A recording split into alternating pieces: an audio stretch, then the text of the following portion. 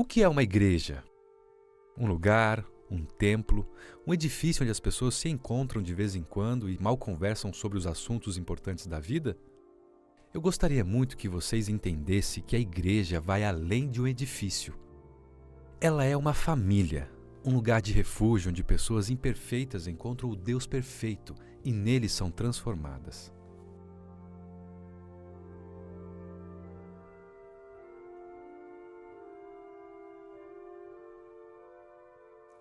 Na carta aos Efésios, capítulo 2, verso 1, o apóstolo Paulo diz: Ele vos deu vida, estando vós mortos nos vossos delitos e pecados. Neste pequeno verso, há uma notícia triste e outra alegre. A má notícia é que o pecado leva à morte, mas a boa notícia é que em Jesus Cristo nós temos vida. Todos aqueles que ouvem o chamado de Deus, aceitam o convite do Senhor para segui-lo. Todos aqueles que têm o Senhor Jesus Cristo como seu Salvador pessoal, não se envergonham de Cristo, são batizados nas águas, eles agora estão vivos para Deus.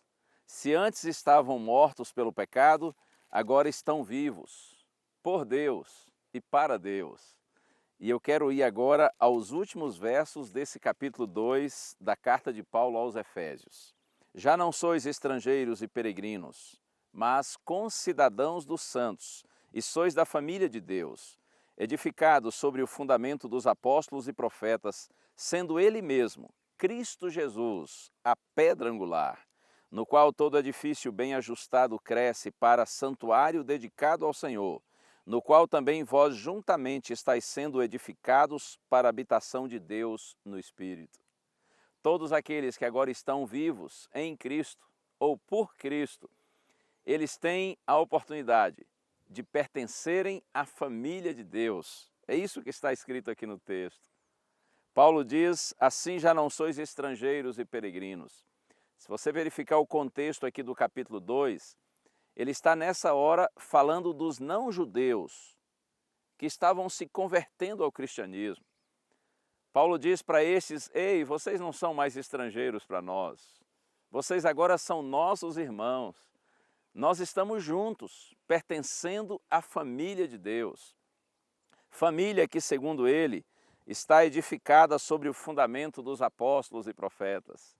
Tantos grandes homens de Deus, usados pelo Senhor, na era cristã e mesmo antes de Cristo, apóstolos e profetas.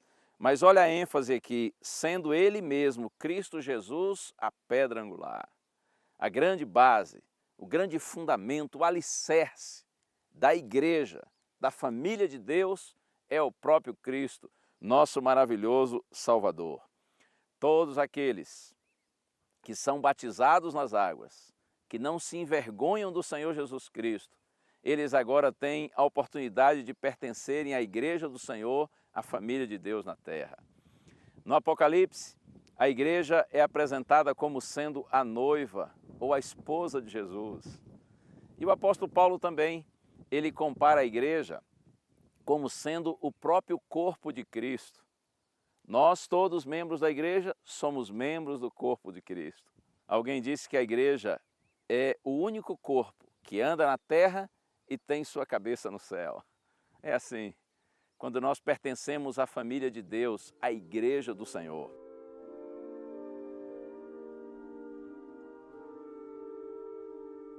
Nos dias em que nós vivemos, nessa era chamada pós-moderna, algumas pessoas dizem: eu não preciso de igreja, até porque lá são todos pecadores.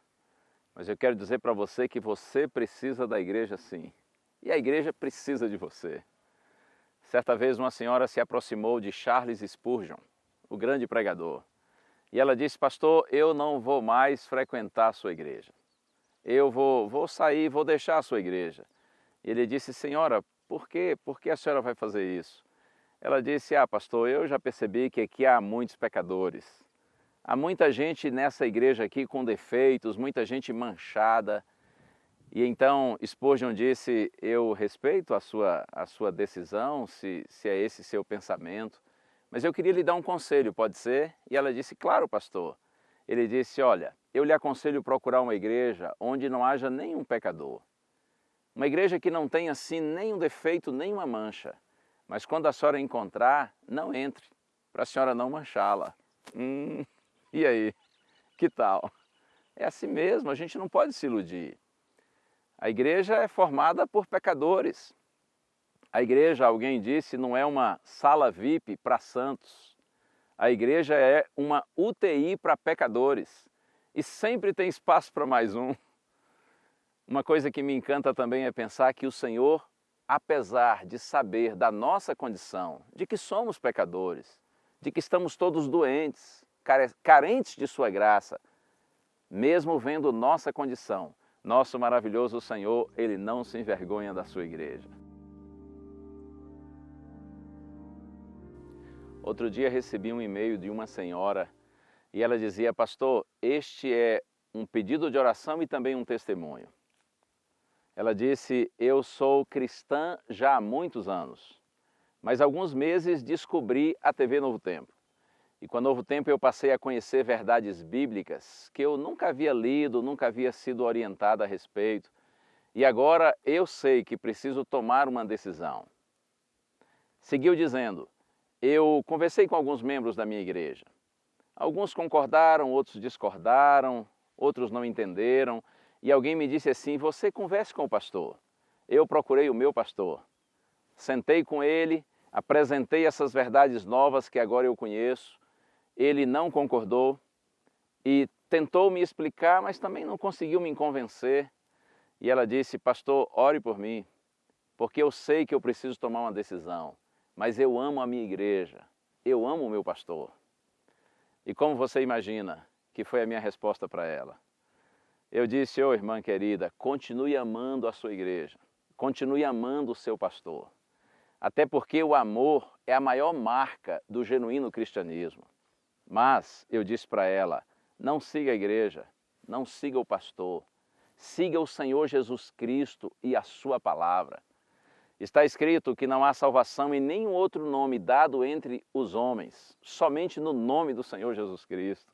Nós temos que seguir a Cristo e a sua palavra.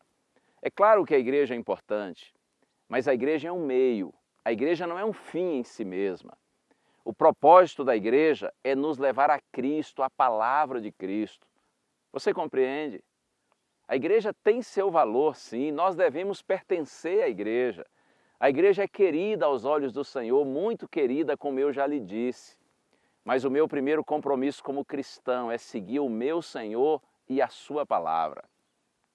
E lhe digo mais, cuidado com o tempo em que nós vivemos. É muito comum as pessoas falarem assim, todos os caminhos levam a Deus. O importante é estar falando de Deus. É politicamente correto fazer esse tipo de declaração. Mas o meu compromisso com você é dizer aquilo que é biblicamente correto.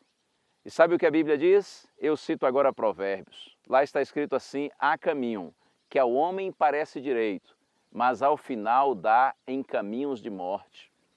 São caminhos de morte que parecem caminhos de vida. Isto é extremamente sério.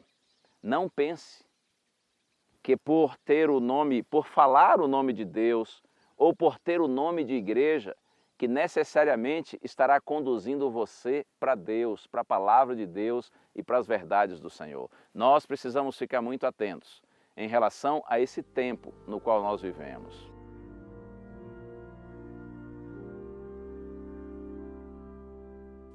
Paulo amava profundamente a igreja do Senhor. No início da sua experiência cristã, Paulo nutriu a expectativa de que Jesus voltaria para levar a igreja para o céu, ainda nos seus dias. No entanto, com o passar do tempo, ele teve a compreensão de que alguns fatos deveriam ocorrer ainda antes deste evento glorioso. E quando esteve preso em Roma pela segunda vez, preso, é claro, apenas por ser um pregador do Evangelho, Paulo pressentia que o momento de sua execução, de seu martírio se aproximava.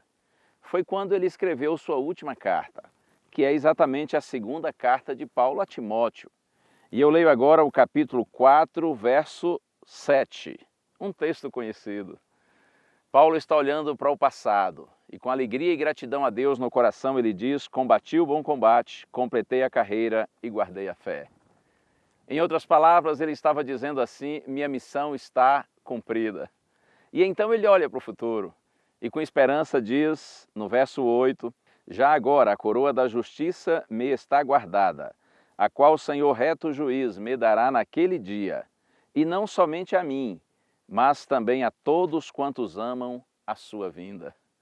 Como eu disse, os olhos de Paulo estavam voltados para o futuro, e a bendita esperança do retorno do Salvador estava viva em seu coração. Acreditando que no retorno do Salvador ele receberia a coroa da vida eterna. A coroa é um símbolo da imortalidade, do direito à vida eterna.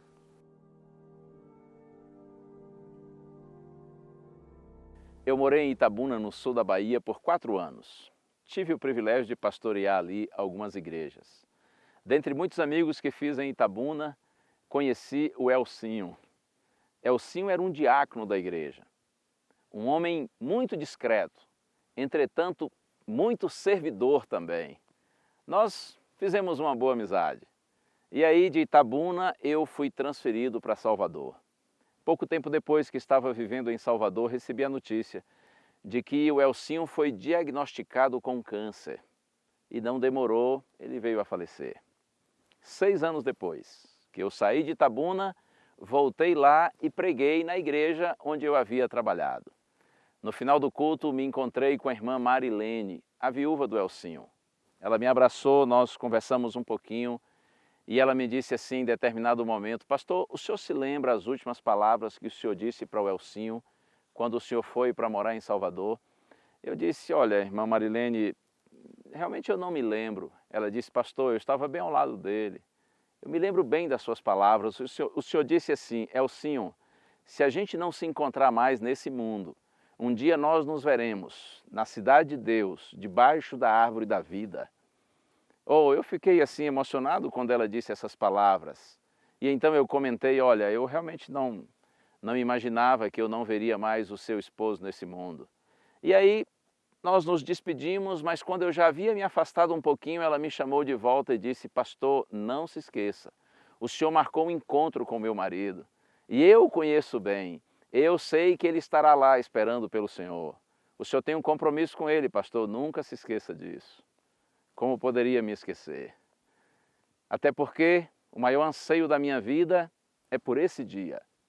Por esse dia quando o nosso Salvador virá para buscar a sua igreja e nós estaremos juntos para sempre com o Senhor. Eu desejo de todo o meu coração que essa palavra de Deus siga sendo luz nos seus caminhos. Aceite o chamado do Senhor. Receba Jesus como seu Salvador pessoal. Peça o santo batismo. Una-se à igreja do Senhor e vamos juntos aguardar o retorno do nosso bendito Salvador, porque aquele que vem virá e não tardará. Eu gostaria de orar com você, pedindo a bênção de Deus sobre nós. Pai querido, eu te louvo, Senhor, por estes estudos, ainda que simples, mas anunciando a Tua palavra. Eu te agradeço pelo privilégio, Senhor, de me usares com esse propósito. E agora eu te peço, Senhor, abençoa todos os teus filhinhos que participam comigo desta oração, onde quer que eles estejam. Que a tua graça esteja sobre cada um deles, que o teu Espírito continue a guiá-los em toda a verdade e que juntos nós sigamos amando nosso Salvador, andando com fidelidade nos seus caminhos, até o glorioso dia quando estaremos juntos em tua presença. Eu te peço, Pai, no nome de Jesus. Amém. Guarde sempre com você o que a palavra de Deus diz, que a fé é a certeza de coisas que se esperam e a convicção de fatos que não se veem. Fique com Deus. Um abraço. Tchau. A graça do Senhor Jesus Cristo e o amor de Deus e a comunhão do Espírito Santo sejam com todos vós.